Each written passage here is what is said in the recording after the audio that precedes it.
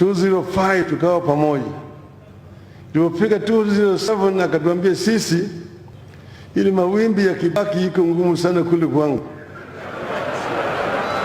wache mimi niende ng'ambo ile, tutakutana huko mbele.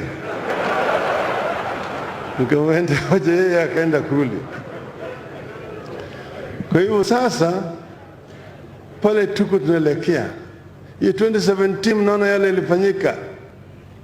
Baadaye tukaenda hata mpaka mahakama kafanya, tukamwambia jamaa, sisi sasa tuongee, wakakataa. Watu wetu wakaanza kufanya maandamano kususia chakula, kususia makampuni, mambo yakaenda mrama. Kaenda kama tukasema kama ni mbaya ni tuende Uhuru Park. Tulienda Uhuru Park. Baadaye sasa, baada ya kwenda Uhuru Park huko, ikawa watu wanasusia makampuni ya kununua chakula na kadhalika, na watu wanakufa kwa maandamano, kwa giza. Wengine wakasema hii mambo ilikuwa mbaya, sasa sisi sasa tutangaze uhuru wetu, tuchome mapicha yote ya uhuru, tuanze kutoza watu wetu ushuru na kuendelea mbele. Kuna hiyo itazambaranisha nchi. Ndio ndugu yangu akasema tuzungumze. Mimi nikamwambia tuongee wale wote ambao walikula kepu peke yao.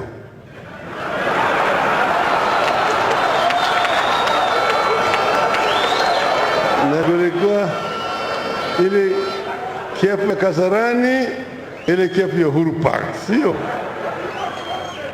Tukaketi chini na tukaongea kwa muda mrefu zaidi, tukakubaliana, na baadaye tukawa na handshake. Lakini hii handshake ikaleta mlipuko ndani ya pande yetu kundu kwa NASA. Ndugu yangu walikuwa nasema hii ya usalata, pande yake kaleta vile vile mlipuko pande hili. Umeona wengine wakaanza kuingia pande hii.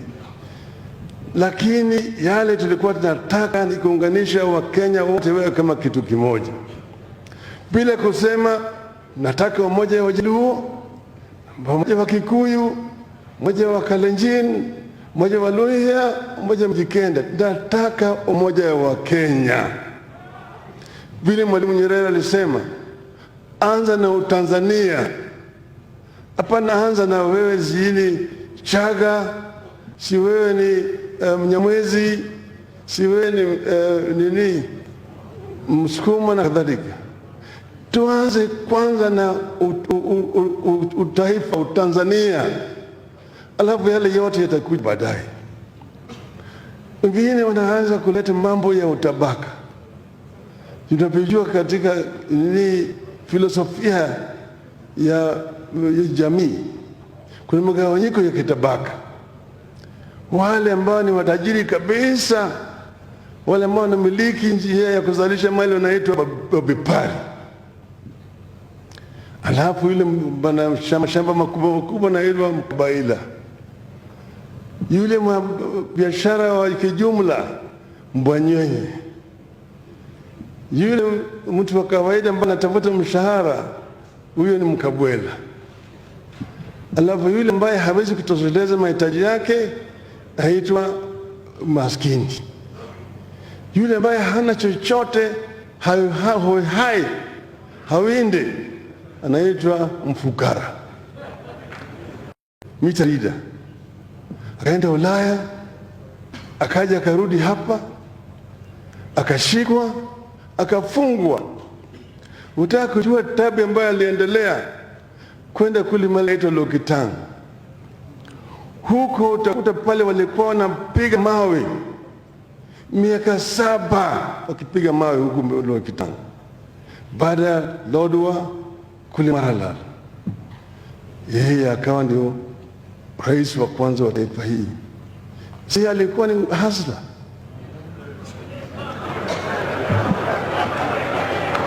Nyayo alitoka kule Sacho, angalieni huko juu kule mlimani, ufukara tupu. Akachukuliwa na wamishonari na akaenda akasoma. baadaye akaja akawa kama rais wa taifa hii. Sio ni mfukara, sio ni hasla. Jaramogi Oginga Odinga hangeweza kusoma ikiwa kama angekuwa mzungu mmoja anaitwa Kari Francis hapo Maseno. Maana yake baba yake alikuwa hawezi kulipa karo ya shule.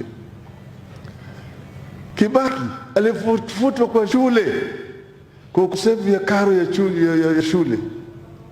Baadaye akafanya mambo ya manamba, akaweza kusoma mpaka Makerere, amekuja kuwa rais wa Kenya. Hao si hasla. Sasa ni hasla. Yours truly huyu. Wakati ingine nilipokuwa kule ndani nilikuwa najulikana kama namba 15423, 15,425. Hiyo ilikuwa jina langu ndani huko ndani. Na sasa kama hii tayari ulikuwa umefungwa kitambo sana. Mara nyingine unafungiliwa saa 12 kwenda kumwaga choo yako kwa choo. Alafu narudishwa huko ndani. Natoa uji. Saa 6 ugali na sukuma. Jioni ugali na maragwe. Saa 10 wewe umeshalala. Mwaka moja, miaka 2, miaka 7, miaka 8. Alafu nikatoka kule nikawa waziri mkuu wa taifa hii. So it is possible to come from nothing and be something. Kwa nini naambiwa ati mimi hasa mimi nitoka kwa ufukara? Hiyo ni nini? Takataka.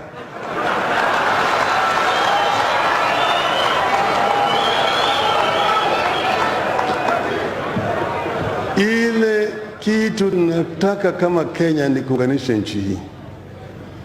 Nimeishi Ujerumani miaka 8.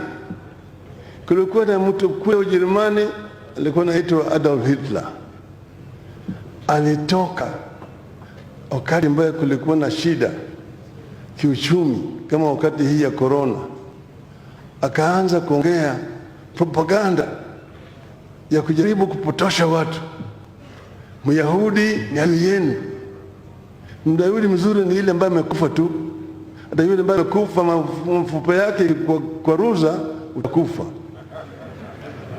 Kwa hivyo akamwambia Wajerumani, mpatie mimi miaka 10 na nitapatia nyinyi Ujerumani mpya. Give me 10 years and I will give you New Germany. Ndio Hitler alisema. Baadaye akajipata vijana wanamfuata. Wakampatia Ujerumani. After 10 years, Germany was in ruins, in tatters. Kwa hivyo hii propaganda ya kusema mimi ndio nitaleta ukombozi, ati vijana, hii ni vijana wa mahaslas walikuwa ndio watachukua uongozi wa nchi hii, utalia mbele. Mbona hawakumpatia mahasla kule Matungu nomination au kule Kabuchai au Nairobi?